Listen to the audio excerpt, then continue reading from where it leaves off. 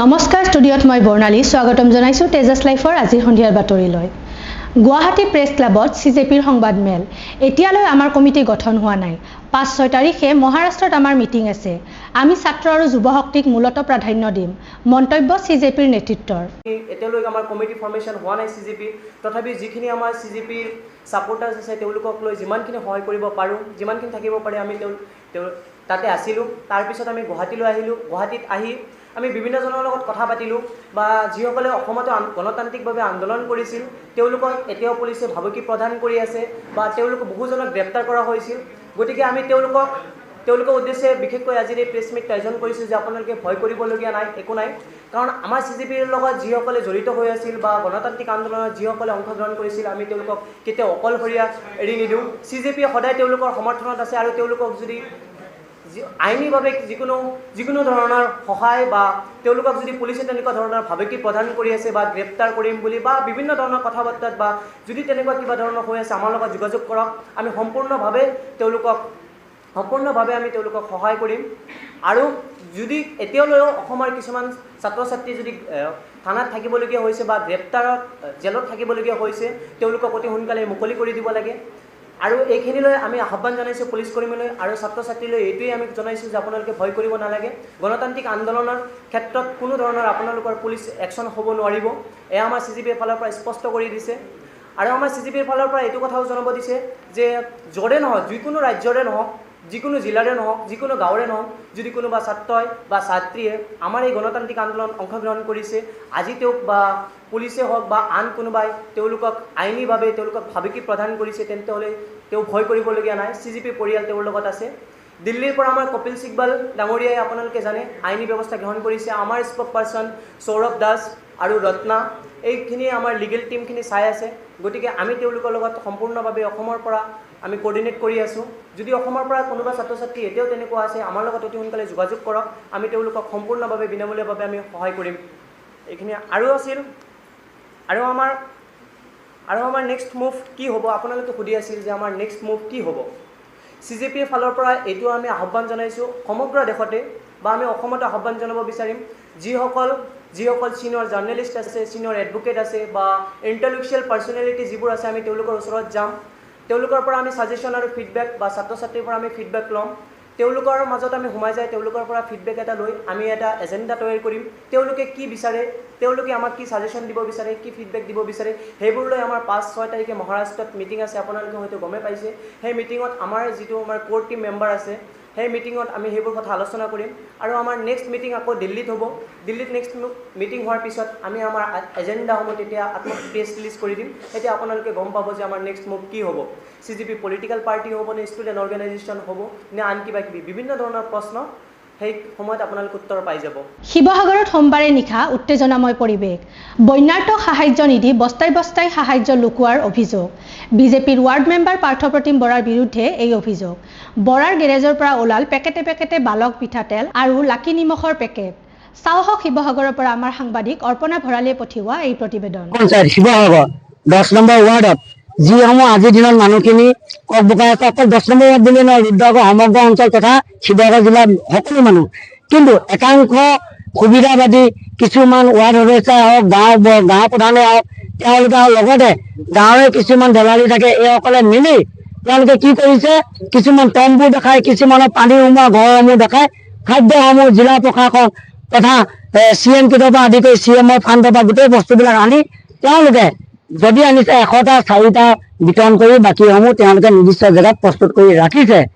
এই বিষয়ে যেতিয়া আমি পৰহি অৱগত হৈছিলোঁ, কিন্তু আমি তেতিয়া তেওঁলোকক জনাইছিলোঁ, তেওঁলোকে ক'লে যে আমি বিতৰণ কৰিম। তেওঁলোকে কৰিলে নাই কৰা নেকি, তেওঁলোকে অলপ কৰি পিনি গোটেই বস্তুখিনি লুকুৱাই ৰাখিছিলে। কিন্তু এখেতে যেতিয়া জনাইছে এখেতে গাড়ীখনে লৈ গৈছিলে, কিন্তু এখেতে ইয়াত থৈছোঁ দিম বুলি ক'লে। কিন্তু আজি বস্তু নহয়, কিন্তু CM কিট আজি 3 দিনৰ হ'ব পাৰে।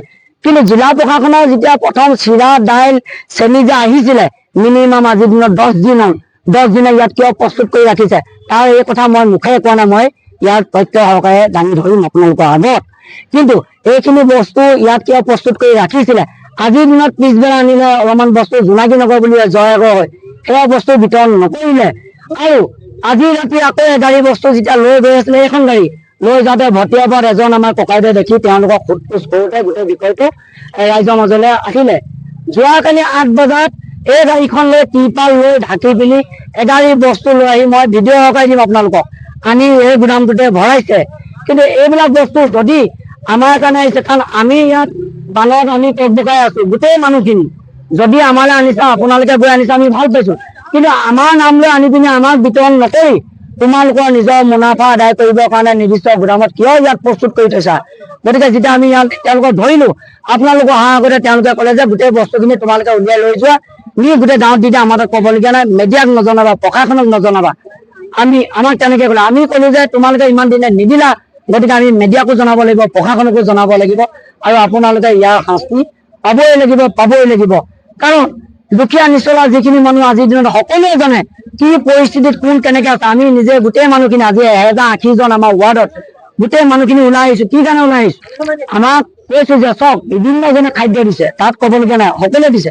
কিন্তু মই এইটো কথা কৈছো যে আমিতো কোৱা নাই ৱাৰ্ড হৈছে যে আমাৰ কাৰণে খাদ্য লৈ আহক, গাঁৱৰ প্ৰধানক কোৱা নাই যে খাদ্য লৈ আহক, গাঁৱৰে নিৰ্দিষ্ট কিছুমান দলালিক কোৱা নাই যে আমাৰ কাৰণে খাদ্য বিচাৰি যাওক। তেওঁলোকে আমাক দেখাই পিনি, আমাৰ ফটোটো পিকচাৰ দেখাই পিনি আমাৰ খাদ্যসমূহ আনি নিৰ্দিষ্ট জেগাত প্ৰস্তুত কৰি বিক্ৰী কৰাটো আমি কোনো কাৰণে মানি নলওঁ। আৰু এইসকলে যদি ইয়াৰ চক আমি কৈ আছো এই কথা তথ্য সহকাৰে আপোনালোকে দেখিলে ইয়াত কিমান বস্তু আছে কি আছে, যদি এওঁলোকৰ ওপৰত কোনো প্ৰশাসনে ব্যৱস্থা গ্ৰহণ নকৰে অহা কালিৰ ভিতৰত, তেতিয়াহ'লে গুদামৰ পৰা আদি কৰি ৱাৰ্ড সদস্যৰ পৰা আদি কৰি সকলো এইটো আছামগতি বুলি জানে। গতিকে এইবিলাক আমি সকলোবিলাক আমি নিজে ইয়াত আহি বন্ধ কৰি দিবলৈ বাধ্য হ'ম। আৰু এই কথা মই কৈছো, আপোনালোকে লিখি ৰাখক, অহা কালিলৈ ৱাৰ্ড সদস্যৰ পৰা আদি কৰি যদি এওঁলোকৰ ওপৰত ব্যৱস্থা গ্ৰহণ নকৰে, আমি গোটেই গাঁৱৰ মানুহ ওলাই আহি, কাৰণ আমি এওঁলোকৰ পৰা এই গুদামেই হওক বা ৱাৰ্ড সদস্যাৰ ঘৰে হওক আমি গা দিওঁ। কাৰণ মই বাৰম্বাৰ কৈ আছো, এই দুখীয়া নিচলা যিখিনি মানুহ এতিয়া বানত টকবকাই আছে, তেওঁলোকে অহা অন্যমুখী, তেওঁলোকে কি কৰিছে, ইয়াত আত্মসাৎ কৰিছে আৰু বিক্ৰী কৰিছে। এই কাৰণ আমি কেতিয়াও মানি নলওঁ। মই অথনি কৈছো যে আমি আজি 15 দিন হ'ল আমি লং পেণ্ট পিন্ধা নাই, ৰাস্তাত তম্বু তৰি আছো, আমাক দেখাই কোনোবাই ইয়াত খাদ্য আনিব, আমি মনে মনে বহি থাকিম, এই কথা কেতিয়াও হ'ব নিদিওঁ। অখিল গগৈয়ে পানীত সাঁতোৰা সম্পৰ্কত মুখ্যমন্ত্ৰী ডক্টৰ হিমন্ত বিশ্ব শৰ্মাৰ মন্তব্য। অখিল গগৈয়ে সাঁতুৰি কাক উদ্ধাৰ কৰিলে, তেওঁতো নিজে এনেই সাঁতুৰিলে। চাওক মুখ্যমন্ত্ৰীগৰাকীয়ে আগবঢ়োৱা গুৰুত্বপূৰ্ণ মন্তব্যখিনি।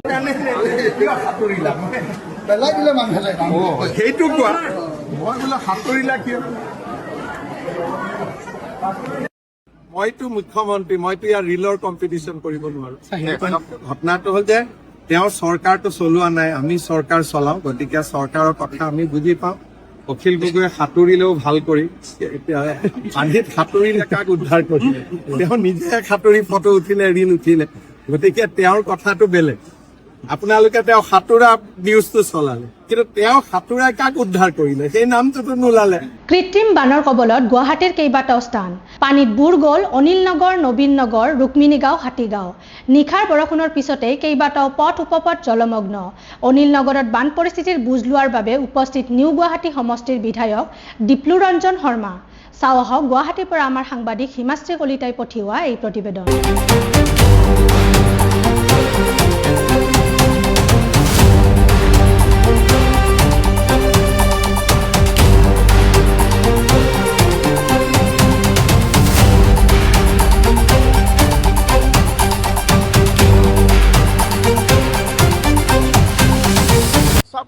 পৰ্যবেক্ষণ বুলি নহয়, আচলমতে এইটো ইট ইজ মাই ডিউটি।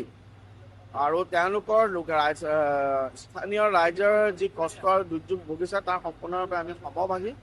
গতিকে যোৱাবাৰ মই এবাৰ খবৰ লোৱা মতে যোৱাবাৰতকৈ এইবাৰ ৰেইনফল যথেষ্ট পৰিমাণে বাঢ়িছে, কিন্তু সেইটোৱে আমাৰ অজুহাত হ'ব নোৱাৰে, মই নিজেও ভাবোঁ। গতিকে পৰৱৰ্তী পৰ্যায়ত আজিৰ দিনত আমাৰ চেষ্টা হৈছে যে কিমান সোনকালে পাৰোঁ আমি পানীটো যাতে উলিয়াই দিব পাৰোঁ। প্ৰথম আমাৰ ৰিমেডি সেইটো হ'ব। আৰু তাৰপিছত ইতিমধ্যে মাননীয় মুখ্যমন্ত্ৰী মহোদয়ে এইবাৰ বিধানসভাত কৈছে যে পৰৱৰ্তী পৰ্যায়ত LAPৰ দৰে আঁচনি লৈ এটা খুব ৰাইজৰ লগত আলোচনা কৰি পেলাই এটা, কাৰণ আমিও চাওক মোৰ বিধায়ক হিচাপে নিৰ্বাচিত হোৱা 3 মাহ হৈছে, গতিকে আমাৰ প্ৰথম কথা এনেকৈ কুইক ৰেছপঞ্চ যাতে আমি কৰিব পাৰোঁ। আপোনালোকে দেখিছে SDRFৰ নাও ইয়াত চলি আছে, কোন ৰাইজক ক'ত ক'ত সাহায্য দিব লাগে সেইখিনি আমি এতিয়া আলোচনা কৰিম আৰু পৰৱৰ্তী পৰ্যায়ত এই বিষয়লৈ আমি আগবাঢ়িবলৈ চেষ্টা কৰিম। শিৱসাগৰৰ পলাশনীৰ ৰাজীৱ গান্ধী পেট্ৰলিয়াম ইনষ্টিটিউটত মুখ্যমন্ত্ৰী ডক্টৰ হিমন্ত বিশ্ব শৰ্মা বানাক্ৰান্তৰ মাজত উপস্থিত মুখ্যমন্ত্ৰী বানাক্ৰান্তৰ দুখৰ খবৰ ল'লে মুখ্যমন্ত্ৰীগৰাকীয়ে বানাক্ৰান্তৰ অস্থায়ী শিবিৰত কণ কণ ল'ৰা ছোৱালীৰ সৈতেও বহিল মুখ্যমন্ত্ৰী চাও আহক শিৱসাগৰৰ পৰা আমাৰ সাংবাদিক অৰ্পণা ভৰালীয়ে পঠিওৱা এই প্ৰতিবেদন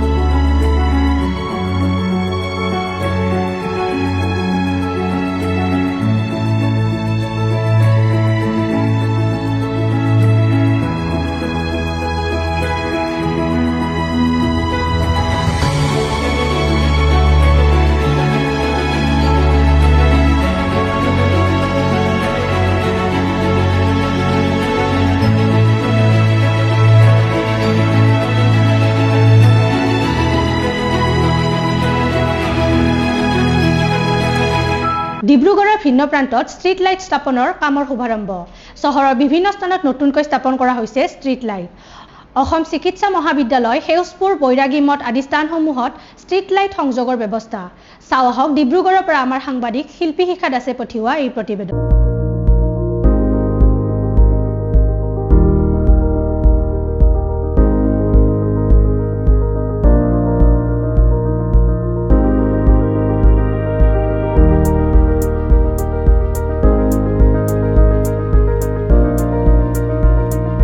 নিৰ্বিকাৰ চৰকাৰ উদাসীন লোক নিৰ্মাণ বিভাগ বিধ্বস্ত ৩১ কিলোমিটাৰ দৈৰ্ঘ্যৰ বজালী ভবানীপুৰৰ মাজেৰে যোৱা শ্বহীদ খৰ্গেশ্বৰ তালুকদাৰ পথৰ সমগ্ৰ অংশতে দ গাঁত পুখুৰী সদৃশ গাঁতত প্ৰতিদিনে সংঘটিত হয় দুৰ্ঘটনা দ গাঁতত অকণমান বালিশিল ছটিয়াই দায় সাৰিব খোজাৰ অভিযোগ লোক নিৰ্মাণৰ বিৰুদ্ধে চাও আহক আমাৰ এই বিশেষ প্ৰতিবেদন